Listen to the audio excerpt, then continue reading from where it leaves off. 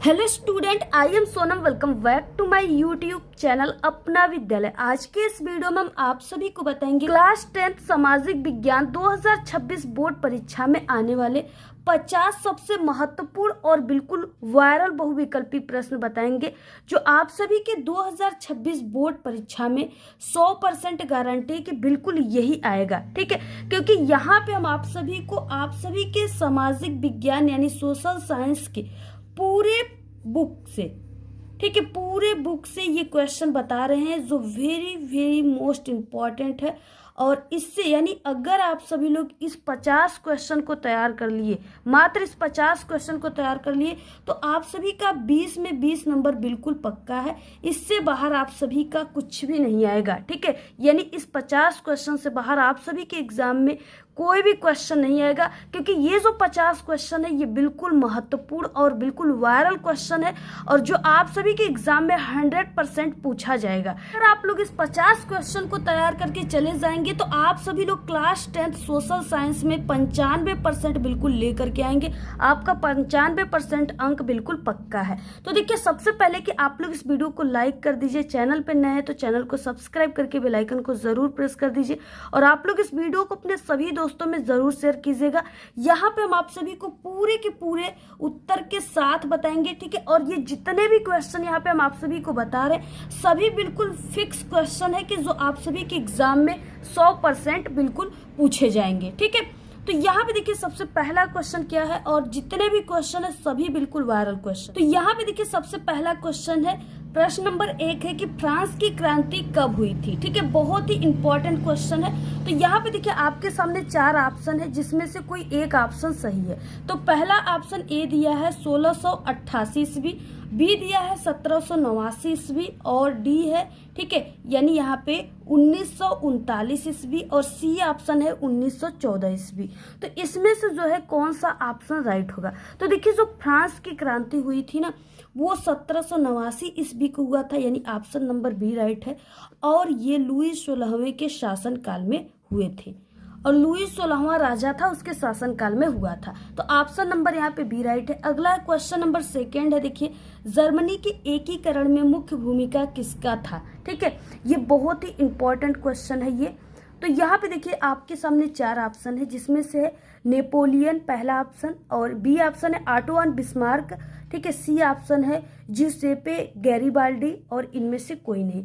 तो जर्मनी के एकीकरण में जो मुख्य भूमिका था वो किसका था, तो वो ऑटोवन बिस्मार्क का था। ठीक है, ऑप्शन नंबर यहाँ पे बी राइट है। अगला क्वेश्चन नंबर देखिए 3 है कि राष्ट्रवाद का प्रारंभ किस देश से हुआ था। बहुत इंपॉर्टेंट क्वेश्चन है। फ्रांस से, जर्मनी से, इटली से या भारत से। ठीक है, तो जो राष्ट्रवाद का प्रारंभ हुआ था ना, वो फ्रांस से ही हुआ था। ऑप्शन नंबर यहाँ पे ए राइट हो जाएगा। क्वेश्चन नंबर 4 है, बहुत इंपॉर्टेंट क्वेश्चन, फिक्स क्वेश्चन है। असहयोग आंदोलन का मुख्य कारण क्या था। प्रथम विश्व युद्ध था, खिलाफत आंदोलन, रॉलेट एक्ट या चौरी चौरा की घटना। तो देखिए रॉलेट एक्ट जो था वो असहयोग आंदोलन का मुख्य कारण था। ठीक है, बाकी इसके और भी कारण थे जैसे खिलाफत आंदोलन, लेकिन इसका जो मुख्य कारण था वो रॉलेट एक्ट था। ऑप्शन यहाँ पे सी राइट हो जाएगा। क्वेश्चन नंबर देखिए 5 है, और ये क्वेश्चन आपके पेपर में जो है ये आपके 4 नंबर और 6 नंबर वाले क्वेश्चन आंसर लिखने के लिए भी आता है और ये ऑब्जेक्टिव क्वेश्चन में भी पूछता है। आर्थिक महामंदी का प्रारंभ कब से हुआ था, यानी किस सन में आर्थिक महामंदी का प्रारंभ हुआ था। तो 1928, 1929, 1930 या 1817। ठीक है, तो वो 1929 में हुआ था। ऑप्शन नंबर यहाँ पे बी राइट है। और यहाँ पे जो हम आपको 50 क्वेश्चन बता रहे हैं ना, पूरे यूट्यूब पर आपको ऐसी वीडियो कहीं पर भी नहीं मिलेगी। और अगर आप लोग इन 50 क्वेश्चन को तैयार कर लिए तो आपका 20 नंबर जो है सामाजिक विज्ञान में बिल्कुल पक्का है। और ये मेरी 100% गारंटी कि इससे बाहर कोई भी क्वेश्चन आपके एग्जाम में के पेपर में नहीं आएगा। ठीक है, अगला है देखिए क्वेश्चन नंबर 6 दिया है, निम्न में से कौन सी रोपड़ की फसल है। यहाँ पे रोपड़ की फसल यानी जिसका रोपा किया जाता है, रोपड़ किया जाता है। ठीक है, गेहूं, चना, गन्ना या मूंगफली। तो इसमें से जो गन्ना है ना, ये क्या है, रोपड़ का फसल है। ऑप्शन नंबर यहाँ पे सी राइट हो जाएगा। अगला है देखिए क्वेश्चन यहाँ पे क्वेश्चन नंबर 7 है, निम्न में से कौन सा संसाधन पुनः चक्रीय है। लोहा, पवन ऊर्जा, ज्वारी ऊर्जा या पशुधन। ठीक है, तो ये जो लोहा है ना, ये पुनः चक्रीय है, यानी इसे बार बार कुछ यानी अगर हम कोई लोहा का गोला है उसको हम क्या कर सकते हैं, लोहे को गला करके उससे हम बर्तन बना सकते हैं, हथौड़ा बना सकते हैं, यानी कई चीज़ें हम बना सकते हैं। तो ये क्या है, पुनः चक्रीय है। ऑप्शन यहाँ पे ए राइट हो जाएगा। अगला क्वेश्चन देखिए 8 नंबर का क्वेश्चन है, भारत छोड़ो आंदोलन किसने प्रारंभ किया था? गोपाल कृष्ण गोखले ने, बाल गंगाधर तिलक, सुभाष चंद्र बोस या महात्मा गांधी ने? तो भारत छोड़ो आंदोलन जो प्रारंभ किए थे वो महात्मा गांधी ने किया था। ऑप्शन नंबर यहाँ पे डी राइट है। और इसके अलावा भी कई आंदोलन जो है जो प्रारंभ किए थे, जैसे असहयोग आंदोलन, भारत छोड़ो, सविनय अवज्ञा आंदोलन, यानी इनके कई आंदोलन है। अगला क्वेश्चन देखिए 9 नंबर का है और ऐसे क्वेश्चन पेपर में आएंगे, ये इंपॉर्टेंट क्वेश्चन है, ठीक है। कपास की खेती के लिए सबसे उचित भूमि कौन सा है, यानी कौन सी भूमि जो है वो कपास की खेती के लिए उचित मानी जाती है? तो देखिए यानी जो ये काली मिट्टी है ना, ये सबसे उचित मानी जाती है। यानी काली मिट्टी में जो कपास की खेती होती है वो बहुत ही अच्छे तरीके से तैयार होता है, बहुत ही अच्छे तरीके से होती है। अगला है क्वेश्चन नंबर 10 दिया हुआ है, इनमें से कौन सी रबी की फसल है? धान, दालें, मोटे अनाज या गेहूं? तो देखिए इसमें से यानी रबी की फसल यानी जो गर्मियों में तैयार होता है, ठीक है। तो ये गेहूं जो है ये रबी की फसल है। ऑप्शन नंबर यहाँ पे डी राइट हो जाएगा। क्वेश्चन नंबर 11 है, चौरी चौरा कांड कब हुआ था? देखिए ये जो चौरी चौरा कांड हुआ था ना, ये गोरखपुर में हुआ था। और इसमें क्या था कि इसमें यानी असहयोग आंदोलन था, उसके विरोध में यानी गांधी जी के आंदोलन के विरोध में ना, जो यानी गोरखपुर में ये चौरी चौरा कांड हुआ था, जिसमें 22 सिपाही जो है जलकर मर गए थे जिंदा थाने में। तो वो घटना कब हुई थी यहाँ पे पूछ रखा है। तो देखिए जो चौरी चौरा की घटना हुई थी ना, वो 1922 ईस्वी में हुई थी। ऑप्शन नंबर यहाँ पे सी राइट हो जाएगा। अगला है 12 नंबर का क्वेश्चन, भूमि एक डैश डैश संसाधन है। भूमि एक किस टाइप का संसाधन है? प्राकृतिक, मानव निर्मित, सौर ऊर्जा से निर्मित या इनमें से कोई नहीं? तो देखिए जो भूमि है यानी धरती है, उसको तो किसी ने नहीं बनाया है, वो भगवान का ही बनाया गया यानी प्राकृतिक का ही है। तो ऑप्शन नंबर यहाँ पे ए राइट हो जाएगा। अगला देखिए क्वेश्चन नंबर 13 है, निम्नलिखित में से, यहाँ पे निम्नलिखित लिखा गया है, निम्नलिखित में से एक मिट्टी का प्रकार नहीं है, यानी इनमें से कौन सा ऐसा चीज है जो मिट्टी का प्रकार नहीं है? तो देखिए काली, पीली, लेटेराइट या सीमेंट? तो ये सीमेंट जो है ये मिट्टी नहीं है। ऑप्शन नंबर यहाँ पे डी राइट हो जाएगा। अगला है क्वेश्चन नंबर 14, भूदान आंदोलन किसके द्वारा आरंभ किया गया? यानी भूदान आंदोलन किसने आरंभ किया था? तो वो यहाँ पे विनोबा भावे ने आरंभ किया था। ऑप्शन नंबर यहाँ पे सी राइट हो जाएगा। अगला देखिए क्वेश्चन नंबर यहाँ पे 15 क्वेश्चन हो जाएगा, सर्वप्रथम विश्व व्यापार संगठन यानी WTO किसके द्वारा शुरू किया गया? ठीक है, तो विकसित देश, विकासशील देश या अल्पविकसित देश या निर्धन देश? तो यहाँ पे देखिए जो सर्वप्रथम विश्व व्यापार संगठन है वो विकसित देशों के द्वारा आरंभ किया गया। ऑप्शन नंबर यहाँ पे ए राइट हो जाएगा। अगला है देखिए क्वेश्चन यहाँ पे 16 नंबर का क्वेश्चन है और आप लोग एक भी क्वेश्चन को मिस मत कीजिएगा, क्योंकि अगर आप लोग एक क्वेश्चन को मिस करते हो तो आपका 1 नंबर जो है चला जाएगा, ठीक है। क्योंकि पूरा 50 क्वेश्चन तैयार करोगे तभी आपका 20 नंबर बिल्कुल पक्का है एग्जाम में। तो देखिए अगला क्वेश्चन नंबर 16 दिया है, महात्मा गांधी दक्षिण अफ्रीका से वापस कब लौटे थे? यानी जो महात्मा गांधी थे वो दक्षिण अफ्रीका गए थे, तो वो दक्षिण अफ्रीका से भारत कब आए थे? यहाँ पे क्वेश्चन पूछ रखा है, ठीक है। तो देखिए दिया है कि 1914, 1915, 1918 और 1919। तो जो महात्मा गांधी थे वो 1915 में ही जो है अफ्रीका से भारत लौटे थे। ऑप्शन नंबर यहाँ पे बी राइट हो जाएगा। अगला है देखिए क्वेश्चन नंबर 17, जर्मनी के एकीकरण में मुख्य भूमिका किसकी थी? ये भी इंपॉर्टेंट क्वेश्चन है। तो देखिए जर्मनी के एकीकरण में मुख्य भूमिका किसकी थी? ऑटो बिस्मार्क की, ठीक है। ये क्वेश्चन आपको ऊपर देखने को मिला है इसी टाइप का, तो ऑप्शन नंबर बी राइट है। और अगला है क्वेश्चन नंबर देखिए 18 है, नेपोलियन का संबंध किस देश से था? जर्मनी, इटली, फ्रांस या इंग्लैंड? तो देखिए जो नेपोलियन था उसका संबंध फ्रांस से था। ऑप्शन नंबर यहाँ पे सी राइट हो जाएगा। अगला है क्वेश्चन नंबर 19, इंपॉर्टेंट क्वेश्चन है, यंग इटली सोसाइटी का संस्थापक कौन था? गैरिबाल्डी, बिस्मार्क, मेजिनी या कावूर? ठीक, तो यंग इटली सोसाइटी के जो संस्थापक थे वो मेजिनी थे। ऑप्शन नंबर यहाँ पे डी राइट हो जाएगा। क्वेश्चन नंबर 20 की भारतीय राष्ट्रीय कांग्रेस की स्थापना कब हुई थी। ये क्वेश्चन फिक्स है कि जरूर एग्जाम में पूछा जाता है हर साल। 1882 ईस्वी में, 1884 ईस्वी में, 1885 ईस्वी में या 1886 ईस्वी में। ठीक है, तो देखिए जो भारतीय राष्ट्रीय कांग्रेस की स्थापना हुई थी ना वो 1885 ईस्वी में थी। ऑप्शन नंबर यहाँ पे सी राइट हो जाएगा। क्वेश्चन नंबर देखिए 21 नंबर का है, जलोढ़ मिट्टी किस फसल की खेती के लिए सर्वाधिक उपयुक्त मानी जाती है। चाय की, रबर की, कपास की या गेहूं की। तो देखिए जो जलोढ़ मिट्टी है ना वो गेहूं की खेती के लिए उपयुक्त मानी जाती है। ऑप्शन नंबर यहाँ पे डी राइट हो जाएगा। अगला है क्वेश्चन नंबर 22, निम्न में से कौन सा वनों पर आधारित उद्योग की श्रेणी में आता है। यहाँ पे देखिए निम्न लिखा हुआ है। ठीक है, 22 नंबर का क्वेश्चन। तो इसमें सीमेंट उद्योग है, कागज उद्योग, तांबा उद्योग और इनमें से कोई नहीं। तो ये है कागज उद्योग। ठीक है, जो कागज बनाए जाते हैं ना वो यानी पेड़ पौधों से ही बनाए जाते हैं, वनों से ही बनाए जाते हैं।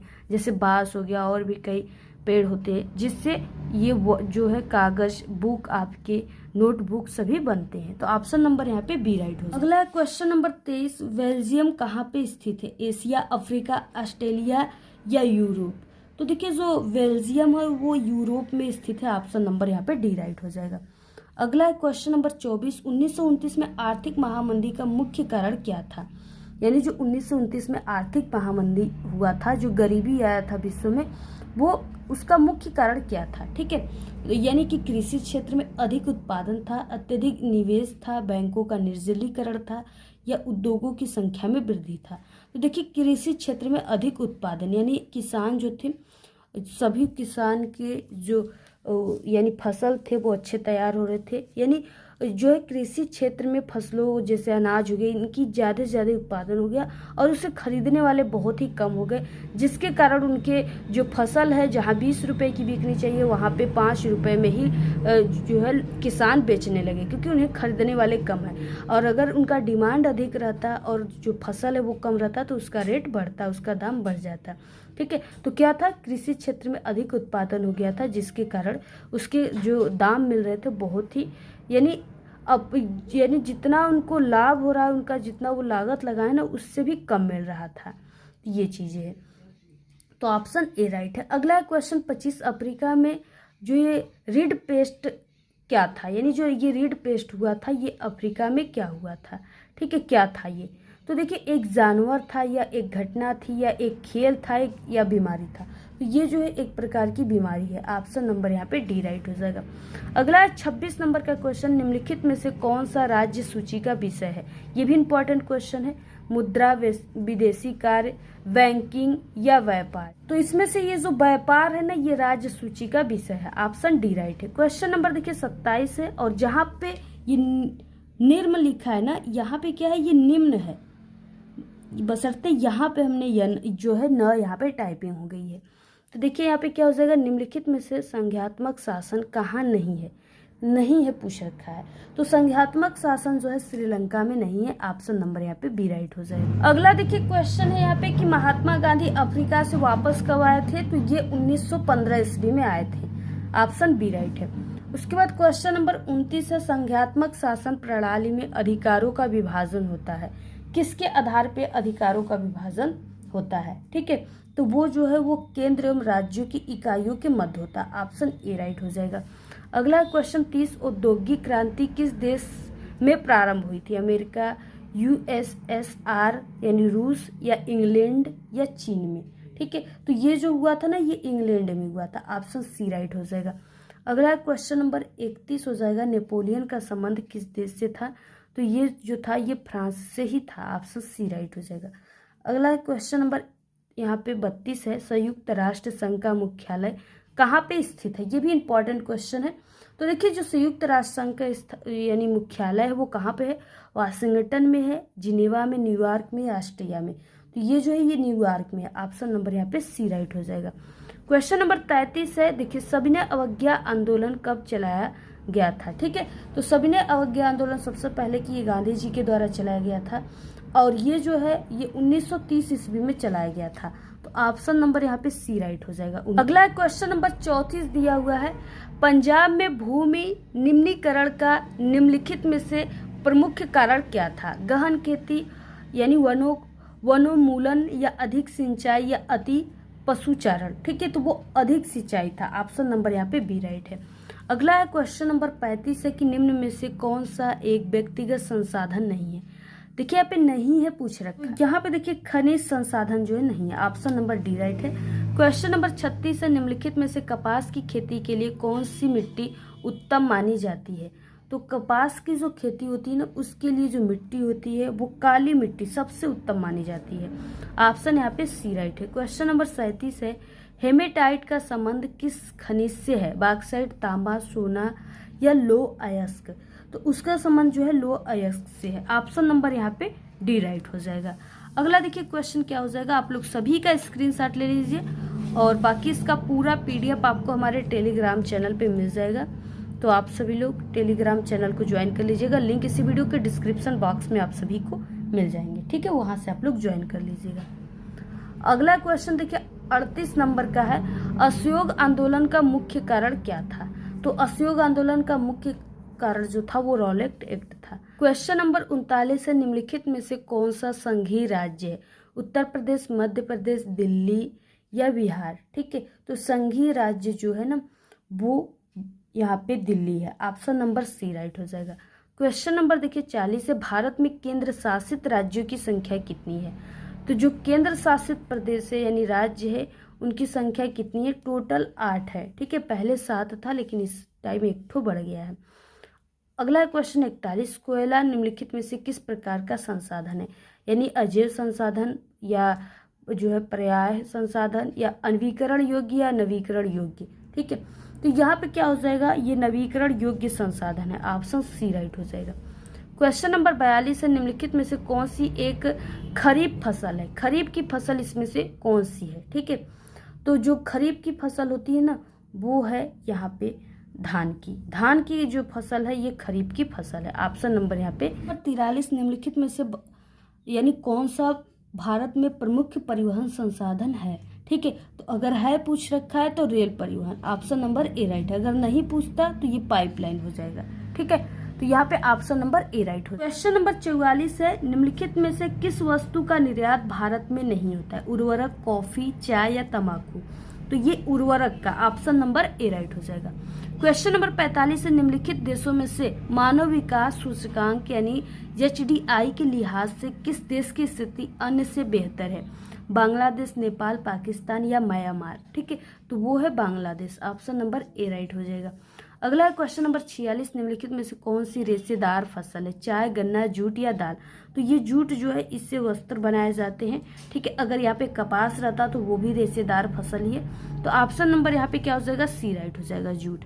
अगला क्वेश्चन नंबर यहाँ पे जो है 47, आयरलैंड के गरीब काश्तकार किस पर निर्भर थे? तो वो आलू पे निर्भर थे। ऑप्शन नंबर यहाँ पे बी राइट हो जाएगा। ठीक है, अगला देखिए क्वेश्चन यहाँ पे 48 स्टार्ट होता है, कपास की खेती के लिए निम्नलिखित में से कौन सी मिट्टी जो है वो उपयोगी या उपयुक्त मानी जाती है? ये इंपॉर्टेंट क्वेश्चन है। ठीक है, बार बार आपके एग्जाम में आता है इसलिए हमने इसको कई बार रिपीट भी किया है। तो लाल मिट्टी, लेटेराइट मिट्टी, काली मिट्टी या जलोढ़ मिट्टी? तो ये काली मिट्टी जो है इसके लिए उपयुक्त मिट्टी मानी जाती है। ऑप्शन बी राइट है। क्वेश्चन नंबर देखिए 49 है, ऑटो एंड बिस्मार्क का संबंध किस देश से था?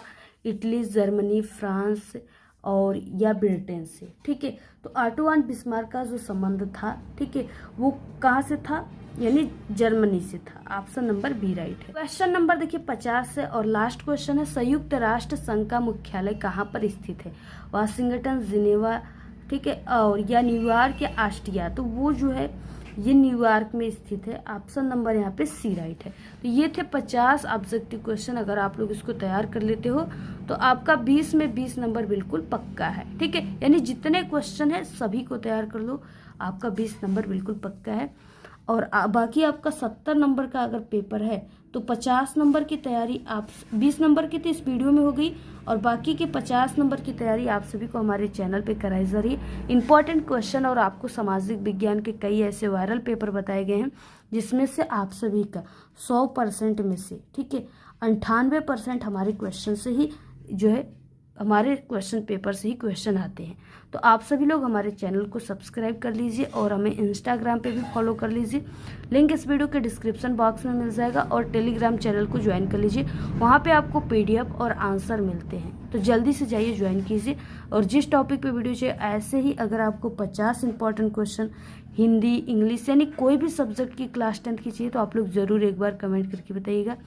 और बाकी अगर आप लोग इस वीडियो को शेयर करेंगे और इस पे 1000 टोटल लाइक आ गया, ठीक है, तो हम आप सभी की क्लास 10th के जितने भी सब्जेक्ट है सभी के 50 इंपॉर्टेंट ऑब्जेक्टिव क्वेश्चन की वीडियो लाएंगे जिससे कि आपका हर सब्जेक्ट में 20 नंबर पक्का हो जाएगा, ठीक है। तो बाकी इस वीडियो को अपने सभी दोस्तों में शेयर कीजिए टेलीग्राम और व्हाट्सएप ग्रुप पे। धन्यवाद।